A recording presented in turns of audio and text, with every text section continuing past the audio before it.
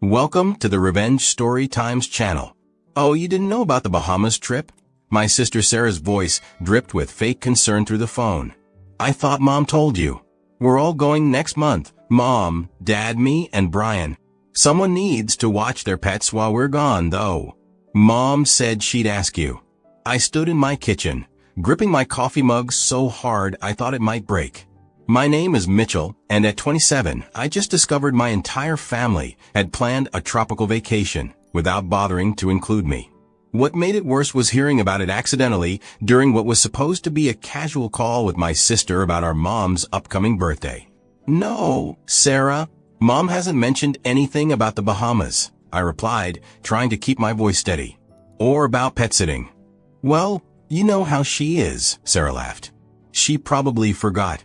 But you're not busy anyway, right? You can watch Rocky and Max for the week. Mom was counting on you since you're the only one not going. The only one not going because they hadn't invited me. I thought about all the family dinners where they must have discussed this trip, carefully avoiding the topic when I was around. The whispered conversations that stopped when I entered the room suddenly made sense. Even the way my mom had been casually asking questions about my work schedule, and my dad's recent interest in whether I was seeing anyone, probably hoping I'd have weekend plans that wouldn't interfere with their pet-sitting needs. Later that evening, my mom finally called. Honey, I've been meaning to talk to you. We need a favor. Let me guess, I said, bitterness creeping into my voice. You need me to watch the dogs while you're all in the Bahamas? The bitterness was impossible to hide. Oh, Sarah told you. Yes, it would be such a help. You know Rocky gets anxious at the kennel, and Max needs his medication twice daily. We'll only be gone 8 days. I listened as my mom rambled on about flight times and resort details, never once acknowledging that they had excluded me from the family vacation. Not even a token wish you could come, or maybe next time. She went on about the special food Rocky needed and Max's strict medication schedule, as if these details would somehow make up for the fact that they had planned an entire family vacation without me. So you'll do it? She asked brightly. Your father already told the kennel we wouldn't need them, and Sarah's so excited she found this perfect little resort with amazing snorkeling. You know how she loves the water. Of course he had. My family had always operated this way, making decisions that affected me without bothering to consult me first. To them, I was reliable Mitchell, the responsible one who never made waves, never said no, and never ruined their plans with her own inconvenient needs or desires. I'll think about it, I said quietly, already opening my laptop to a travel website. The pattern had started years ago when Sarah was accepted to NYU. My parents threw a huge party, custom banners, catered food, all their friends invited, to celebrate their youngest daughter's achievement. When I got into Boston University a year earlier, with a full academic scholarship no less, they simply nodded and said, "That's nice, dear." My acceptance letter stayed on the fridge for exactly 2 days before being replaced by Sarah's summer dance recital schedule.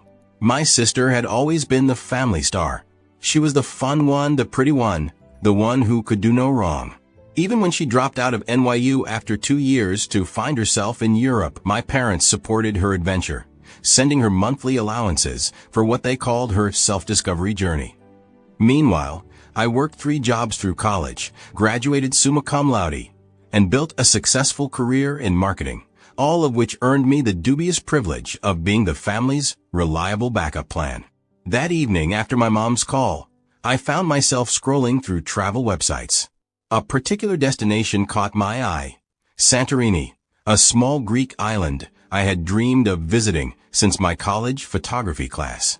The dates perfectly overlapped with my family's Bahamas trip, and amazingly, there was a sale on flights. My cursor hovered over the Book Now button as my phone buzzed with texts from Sarah. Mom said you're being weird about watching the dogs. Come on, Lisa, don't be difficult. It's not like you have vacation days saved up anyway. Plus, what would you even do with time off? You never go anywhere fun. In truth, I actually had 3 weeks of vacation saved up. My family just assumed I never took time off because I had nowhere exciting to go. They'd forgotten about the travel blog I'd been running for 2 years, the one that had slowly gained a decent following. Another thing they dismissed as Lisa's little hobby, just like they dismissed my photography in college and my writing in high school. My dad called next. "Princess, your mother's upset. You know how Rocky gets at the kennel. He barely ate last time. Did it ever occur to any of you to invite me on the trip?" I finally asked. The silence on the other end was telling. "Well," he stumbled, "Sarah mentioned you probably couldn't get time off work. And you know how your mother likes to plan these things. Plus, Brian already put down the deposit for their room." "Right," I said flatly. "Just like she planned my college graduation party." Oh, wait, she didn't, because Sarah's semester abroad came up suddenly, and everyone had to fly to Paris instead. "That's not fair, Lisa. Your sister needed family support during her journey of self-discovery." I looked at my computer screen at the picture of the beautiful Greek island waiting for me. Something shifted inside me. Years of being the reliable one, the responsible one, the one they could always count on to sacrifice her own plans for theirs. It all crystallized into a moment of perfect clarity. "I'll let you know about the dogs tomorrow," I said, then hung up and clicked book now on my flight to Greece. The next morning, my phone was flooded with messages. My mom had sent 6 texts, varying from guilt trips to outright demands. Sarah had left 3 voicemails, each more condescending than the last. Even my dad, who usually stayed out of family drama, had emailed me a lengthy explanation of why I was being unreasonable. I waited until our weekly family dinner to break the news. As usual, they were all gathered at my parents' house, discussing their upcoming Bahamas trip. Across the table, I spoke during a pause in their conversation. "I've made alternate arrangements for those dates," I said. "You'll need to find someone else to watch Rocky and Max." My mom's fork clattered against her plate. "What do you mean, alternate arrangements? What could be more important than helping your family?" "My trip to Greece." I took a sip of water, watching their faces shift from confusion to disbelief. "Greece?" Sarah laughed. "You're not going to Greece." I pulled up my confirmed itinerary on my phone and placed it on the table. "Actually, I'm 8 days on Santorini, starting the same day you leave for the Bahamas." "But you can't." My mom sputtered. "What about the dogs?" "The kennel is fully booked." "That sounds like poor planning on your part," I said, surprised by how steady my voice remained. Maybe Sarah's boyfriend Brian could watch them since he's apparently family enough to go to the Bahamas. "That's different," Sarah protested. "Brian's my partner. Besides, he's allergic to dogs." "How convenient," I replied, standing up and gathering my things. "I'm sure you'll figure something out. You always do when it's important to you." "Lisa, sit down," my dad ordered. "You're being childish. This isn't like you." "That's the problem, isn't it?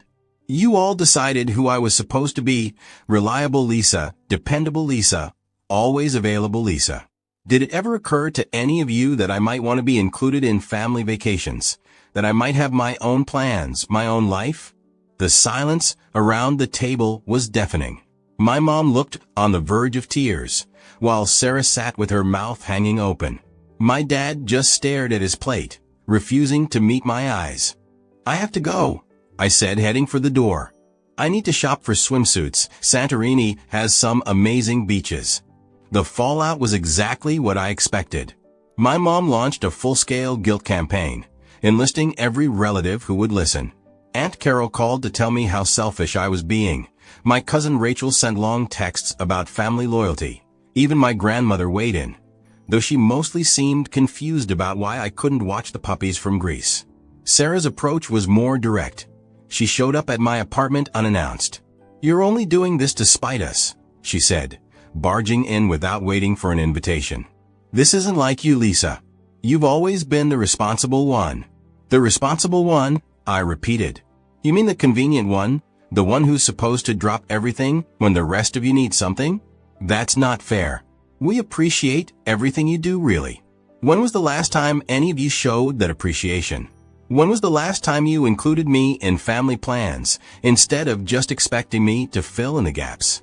Sarah flopped onto my couch, her perfect blonde hair falling exactly right, even in her frustration.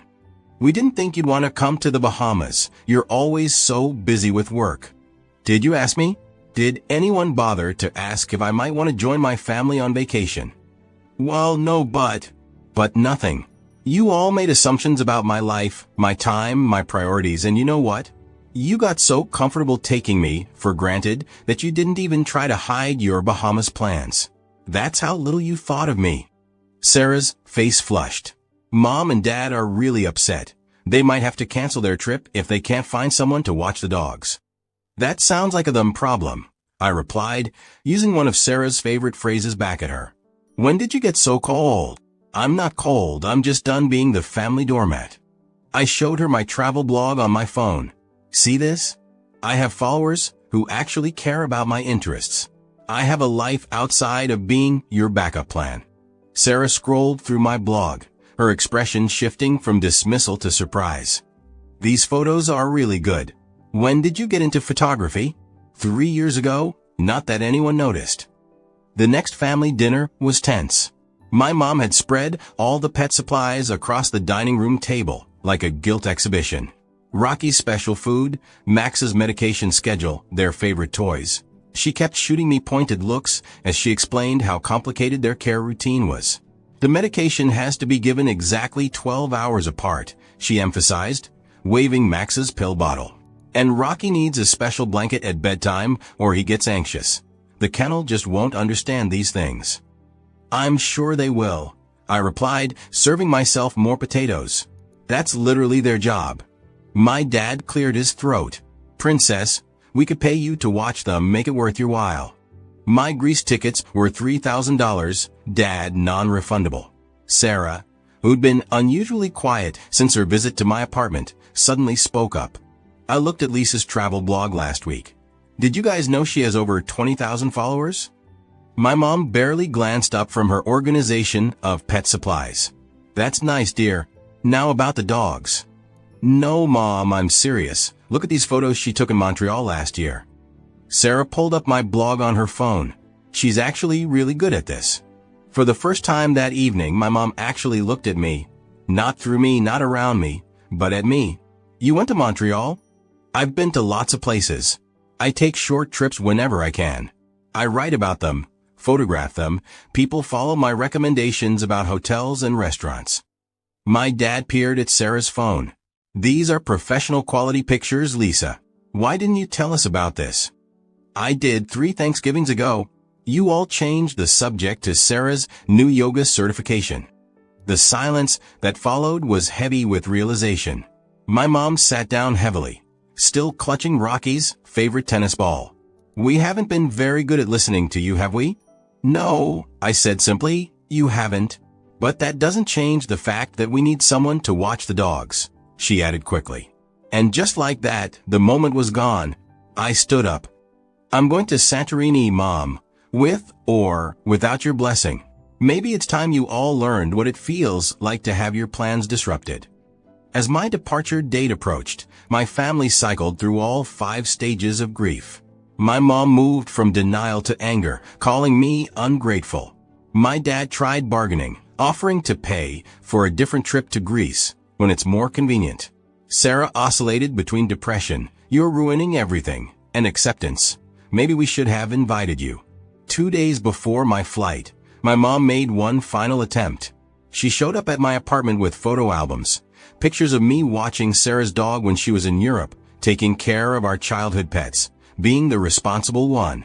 "You've always been so good with animals," she said, flipping through the pages. "Remember how you nursed Sarah's hamster back to health in high school?" I remember. I also remember missing my friend's sweet 16 party to do it while Sarah was at the beach with her friends. "That's different. You didn't mind back then." "No, Mom, I did mind. I just wasn't allowed to say so." She closed the album with a snap. "Well, I hope you're happy. We had to cancel our trip. The kennel is full, and no one else can take the dogs for that long." I didn't respond immediately, just pulled out my laptop and turned it to face her. On the screen was a message from my building's pet-friendly neighbor, Mrs. Chun, confirming she'd watch Rocky and Max for a fee.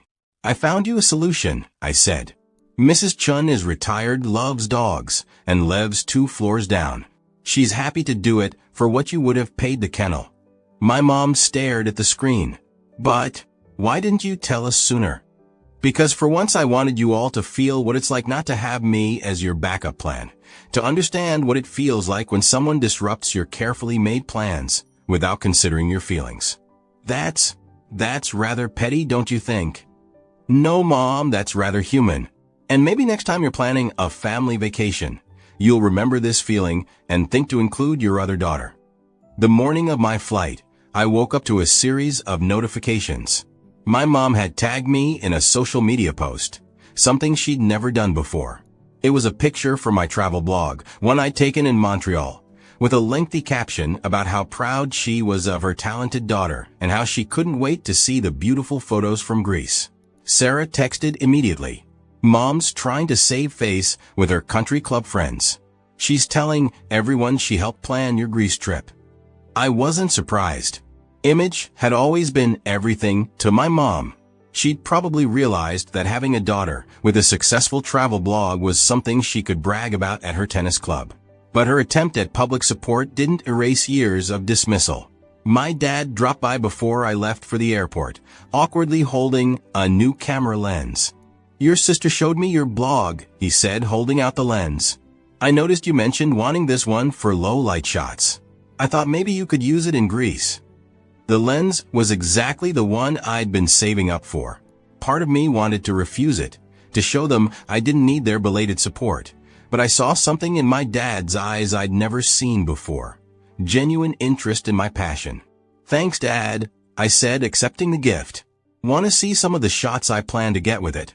He sat with me for an hour, actually listening as I explained about composition and lighting. He even pulled up my blog on his phone and followed it right there in front of me. "You know," he said as he was leaving, "I canceled my share of the Bahamas trip. Told your mother and sister to go without me." "Dad, you didn't have to." "Yes, I did. Someone needs to watch the dogs properly, and Mrs. Chun might need backup." He paused at the door. "Plus, I want to see these Greece photos as you post them. Maybe you could teach me how to comment on a blog," he suggested. That afternoon, as I boarded my flight to Greece, my phone buzzed with messages. Sarah had sent a surprisingly sincere, "Have a great trip, sis. Your pictures better be amazing." My mom had texted instructions for accessing their home's security cameras, so I could check on the dogs, missing the point entirely, but at least she'd stopped guilt-tripping me. But it was my dad's message that brought tears to my eyes. "Just posted my first blog comment. Hope I did it right. Make sure to take care of yourself in Greece, not just your camera. Love, Dad." I settled into my seat, thinking about how sometimes it takes a dramatic gesture to shake people out of their established patterns.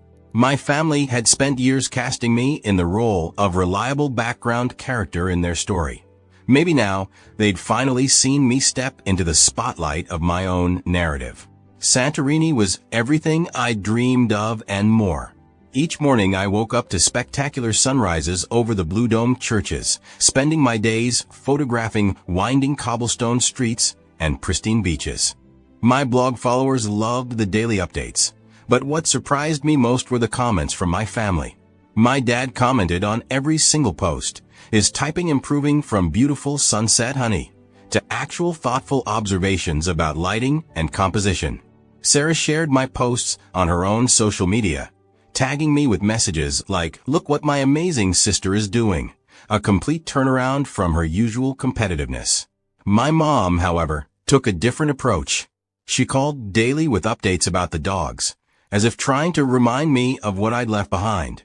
"Rocky misses you," she'd say, or "Max won't eat unless your father hand-feeds him." When those guilt trips didn't work, she switched tactics, calling to critique my photos. "Don't you think you're posting too many sunset pictures? And that restaurant review seemed a bit harsh. You don't want to hurt anyone's business."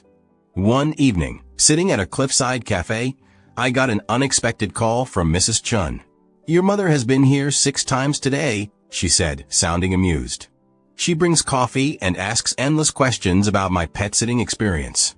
I think she's having trouble letting go of control." "I'm so sorry," I started, But Mrs. Chun laughed. Don't be. I told her that after 40 years of teaching high school, 2 dogs are no trouble.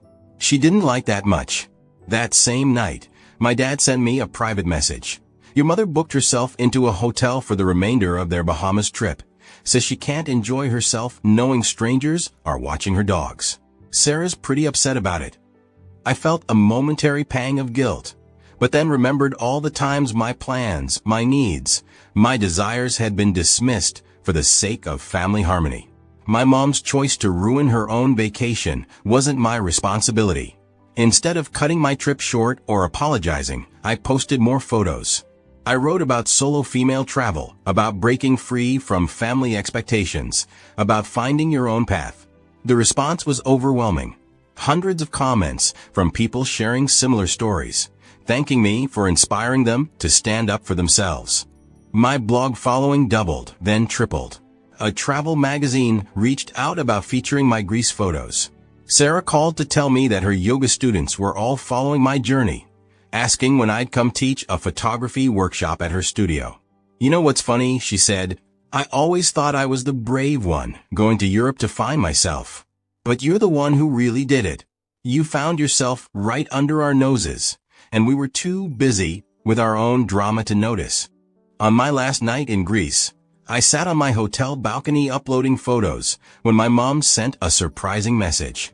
It was a picture of my old bedroom, now her home office, filled with framed prints of my travel photography.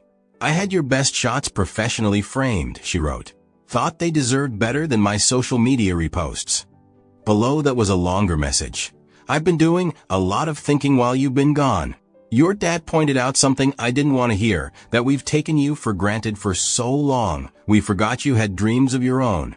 I'm not very good at apologies, but I'm trying to do better at showing you I care. Mrs. Chin sent me daily dog photos, each one showing Rocky and Max being perfectly fine without my mom's hovering. The last one showed my dad teaching her how to use my blog, both of them smiling at the camera while the dogs lounged contentedly nearby. Sarah's final vacation photos from the Bahamas looked different from her usual carefully staged shots. Trying to see things through your photographer's eyes, she captioned them. Not as good as yours, but I'm learning to look deeper. Something had shifted during those 8 days. My family was far from perfect. My mom still sent daily texts about the dogs. My dad still struggled with technology. And Sarah still had moments of competitive jealousy. But they were trying. Sometimes, that's all you can ask for. Not a complete transformation, but a willingness to see you in a new light. 6 months after my Greek adventure, my family gathered for Thanksgiving. The dining room walls now featured a mix of my travel photographs alongside our traditional family portraits. My mom had turned my blog's logo into place cards for the table, a small gesture that spoke volumes. We've got an announcement, my mom said during dinner. We're planning another family vacation. I braced myself for more exclusion, but Sarah jumped in. And before you say anything, we want you to help plan it. Your blog followers loved your Greece content so much, we thought maybe you could work your magic on our next family trip. My dad pulled out a folder. I've been researching photography tours in Italy. Thought maybe you could teach us a thing or two about taking better pictures than just selfies and dog photos. Plus, my mom added, trying to sound casual, Mrs. Chin already agreed to watch Rocky and Max. I asked her months ago, just to be sure. I looked around the table at my family, really looked at them. My mom, still controlling, but trying to channel it differently. My dad discovering a new connection with me through photography. Sarah finally seeing me as a person rather than competition.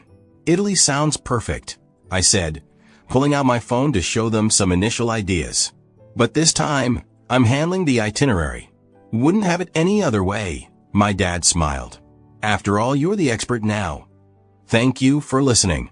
Until the end, see you in the next episode of Revenge Story Times. Take care of yourself and your loved ones. Goodbye.